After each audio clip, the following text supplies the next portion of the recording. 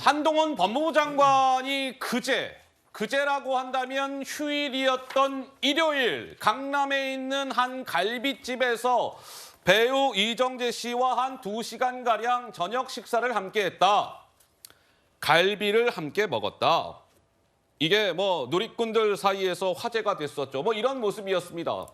한동훈, 이정재, 이정재, 한동훈. 이게 도대체 무슨 조합이야? 알고 봤더니 1973년생 동갑내기 현대고등학교 동기 동창이더라. 오른쪽에 보면 저 졸업 앨범 사진 보이십니까? 좌측이 이정재, 오른쪽이 한동훈입니다.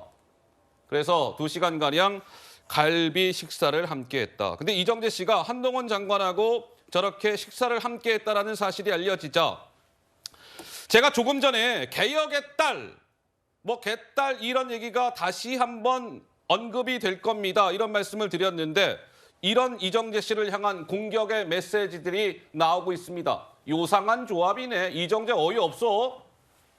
이정재 손절. X정재. 어유. 저런 X신. 이참에 마약이나 하시오. 이정재. 이런 얘기가 올라오고 있다고 합니다. 박성민 최고는 어떻습니까? 굳이 저런 글들을 남길 필요가 있을까요? 좀 어떻게 보세요? 아니, 비판을 하는 거는 개인의 자유니까 제가 어떻게 통제할 수 있는 영역은 아니라고 생각을 하는데요. 네. 근데 사실 이게 여야를 막론하고 좀 공통적으로 보여지는 현상인 것 같습니다.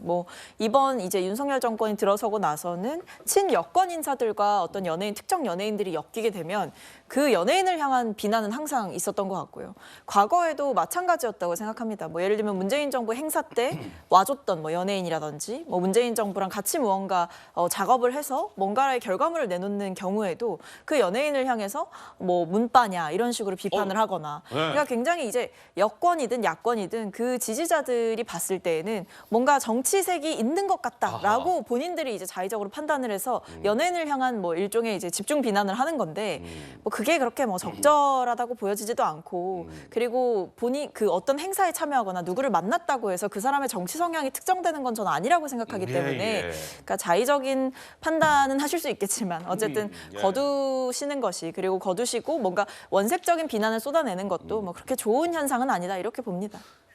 아니 대한민국 저를 포함해서 모든 국민은 누구라도 자유롭게 만날 수 있는 권리가 있는 거 아니겠습니까? 그런 거 아니겠습니까?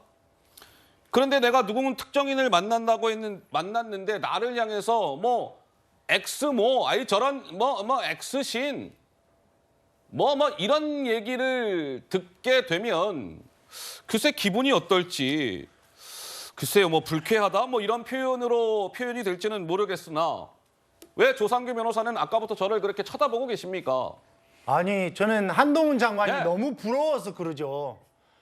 부러우세요? 예, 왜냐하면 저렇게 한류 스타인 친구가 있다는 것도 부럽지만 지금 한동훈 장관이 핫한 사람 아닙니까? 그래서 같이 식사를 하거나 사진이 저렇게 나오게 되면 본인도 일정 정도는 불편해질 걸 알고 있을 겁니다. 그럼에도 불구하고 한동훈 장관과 같이 지금 식사를 하고 저렇게 우정을 나누는 모습이 저는 진짜 친구가 아닌가. 저런 정도로 친구가 있다는 것이 저는 한동훈 장관이 부럽다는 겁니다. 예, 표정에서 부러운 게 느껴집니다. 부럽습니다. 자, 이런 가운데 배우 이정재 씨 얘기가 나왔으니까요.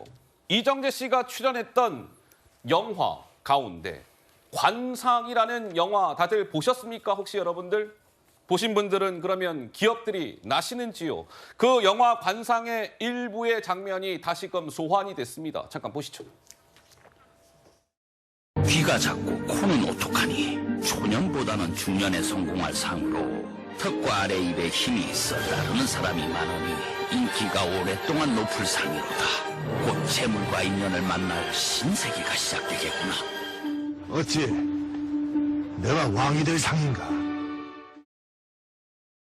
어찌 내가 왕이 될 상인가? 이정재 씨의 저 대사가 다시금 주목을 받고 있습니다. 이정재 씨가 한동훈 법무부 장관을 만났다 이런 기사가 나오자 말이죠. 그런데 민주당 일각에서는 저 이정재 씨와 한동훈 법무부 장관의 만남이 뭔가 이거 만든 거 아니야? 이거 기획한 거 아니야? 뭐 이런 주장이 나왔습니다. 한민수 민주당 대변인은 우연은 아닌 것 같아요. 정무적 기획하는 사람들이 뭔가 이 식사하는 모습을 띄운 것 같습니다. 서용주 민주당 상근부 대변인은 연예인 마케팅하는 거 아닙니까? 한동훈 법무부 장관. 한가하게요. 지금 법무부 장관이 연예인 친구를 소셜미디어에 지금 올릴 시간이 있습니까? 그런데 저것은 엄밀히 말하면 팩트는 아니죠. 이러한 사진들이 한동훈 법무부 장관 측에서 올린 게 아니라 누리꾼들 사이에 올려지면서 이게 회자가 됐던 것이라 서용주 부대변인의 저 설명은 사실 팩트와도 좀 어긋나는 측면이 있는 것인데요. 김종혁 위원장님, 기획설 동의가 되십니까? 그럼 저는 잘 모르죠. 뭐 네. 왜냐하면 뭐 실제로 한동훈 장관이 그 뭐 출마에 대한 마음을 굳히고 그다음에 지금 현재 그 계속되고 있는 인기를 좀 끌어가기 위해서 그 친구를 만났는지 아니면 그 전에 뭐 다른 이유로 해서 약속을 해서 만났는데 사람들이 보고 그걸 올렸는지 그건 뭐 사실은 알 수가 없습니다. 근데 어떤 경우도 문제가 되는 건 아니잖아요.